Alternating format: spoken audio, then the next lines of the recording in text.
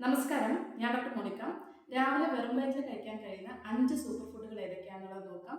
ഏറ്റവും ആദ്യം 1 സ്പൂൺ അളവായിട്ടുള്ള പശുവിൻ നെയ്യ് രാവിലെ വെറും വയറ്റിൽ കഴിക്കുന്നതിലൂടെ കുടലിന്റെ ആരോഗ്യം മെച്ചപ്പെടാനായിട്ടും രക്തയോട്ടം ശരിയായ രീതിയിൽ നടക്കാനും പ്രതിരോധ ശക്തി ഉയർത്താനായിട്ടും സഹായകരമാകുന്നതാണ്.